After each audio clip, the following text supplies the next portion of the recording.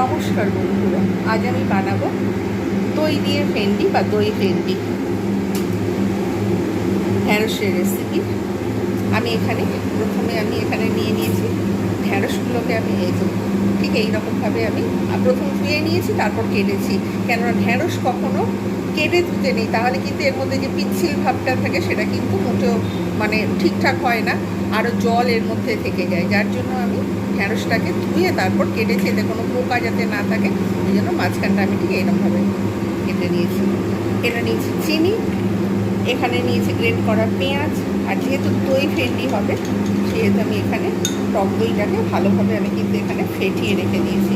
লঙ্কা গুঁড়ো, হলুদ গুঁড়ো, আর এখানে নিয়েছি ধনে জিরে গুঁড়ো, আর এখানে নিয়েছি পরিমাণ মতো লবণ। আর রেসিপিটা করবো সর্ষের তেলে। কড়াতে দিয়ে দিয়েছি সর্ষের তেল, গরম হয়ে গেছে। প্রথমে আমি ভেন্ডিগুলোকে আমি আগে ভেজে নেব, এর যাতে কাঁচা স্মেলটা চলে যায় ততক্ষণ পর্যন্ত ভেজেটাকে ভালোভাবে ভেজে অন্য পাত্রে রেখে দেবো। ভেন্ডিগুলো পিচ্ছিল ভাবটা চলে গেছে, লালচে করে ভেজে নিয়েছি। এবারে আমি এগুলোকে অন্য পাত্রে ট্রান্সফার করে রেখে দেবো। ঠিক এইরকমভাবে ভেজে নিতে হবে।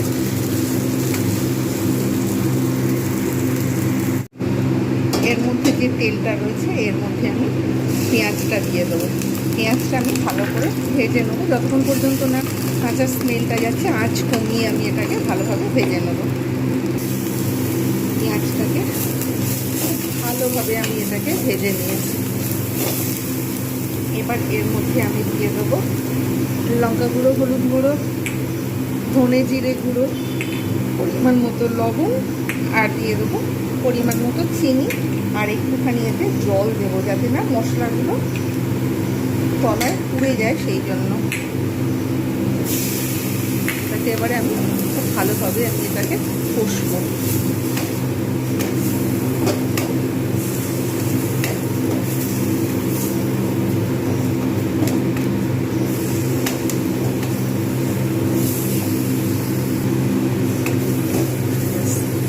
ভালোভাবে আমি এটা কষে নিলাম। এবার এর মধ্যে দিয়ে দেবো ফ্যাটানো টক দইটা, একটু জল দিয়ে দেবো।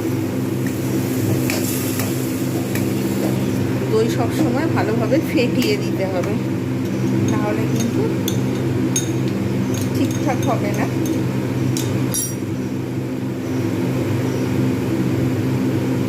এর মধ্যে যেটা ভালো করে অটোমেটিক্যালি কিন্তু থেকে তেল ছাড়তে শুরু করে দিয়েছে। এটা ভালোভাবে আমি কষিয়ে নেব। আঁচটা কমিয়ে রাখবো, বেশি জোরে দেবো না, তাহলে কিন্তু পুড়ে যাওয়ার সম্ভাবনা থাকবে।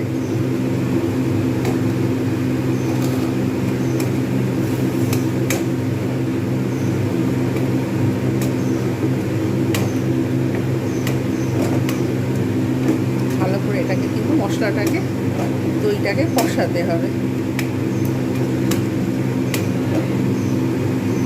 মশলা কিন্তু দেখা যাচ্ছে খুব ভালোভাবে কষা হয়ে গেছে। এবার আমি এর মধ্যে ভাজা ভেন্ডিগুলো দিয়ে দেবো। ভেন্ডিগুলো দিয়ে আমি এর সঙ্গে কষে নেব। জাস্ট অল্প করে জল দেবো, একটু আপনারা যেমন গ্রেভি চান, একদম শুকনো শুকনো মোটেও ভালো লাগবে না।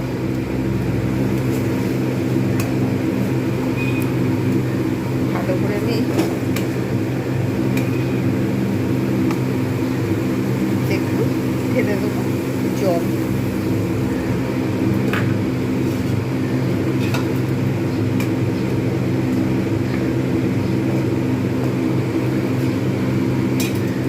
জাস্ট অল্প করে ফুটিয়ে নেবো, ফুটিয়ে নিয়ে তারপর সার্ভ করে দেখাবো কীরকম হয়েছে আজকের রেসিপি দই ভেন্ডি।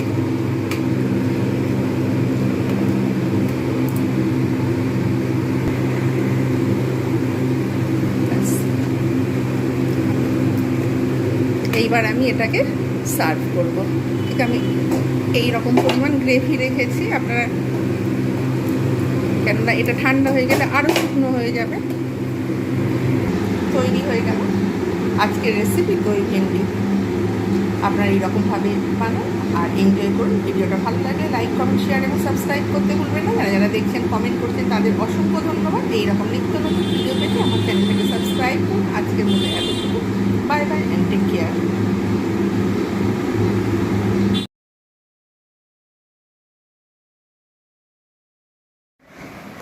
কাকের বাসা, লাইট পোস্টে।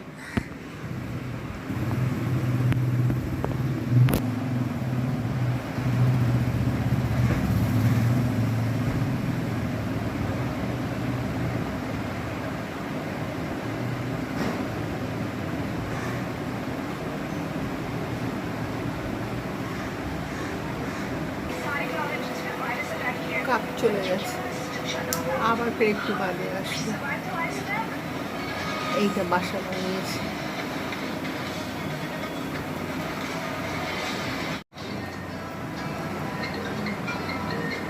এখানে এসে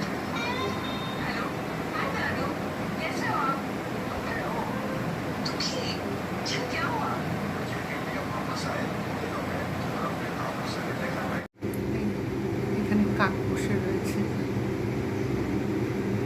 এখানে এই লাইট পোস্টের এইখানে যে বাসাটা রাত্রেবেলায় পরিষ্কার বোঝা ছিল না, এখন এই যে বোঝা যাচ্ছে এইখানটায় কাকটা বসে রয়েছে।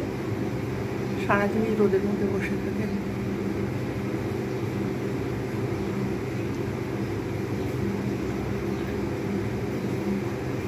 ডিমে তা দিচ্ছে বসে বসে, একটু নড়ছে না, চড়ছে না, চুপচাপ এই যে বসে রয়েছে।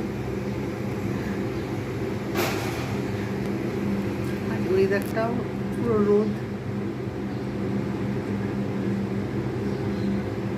আর এইখানে কাক বসে আছে।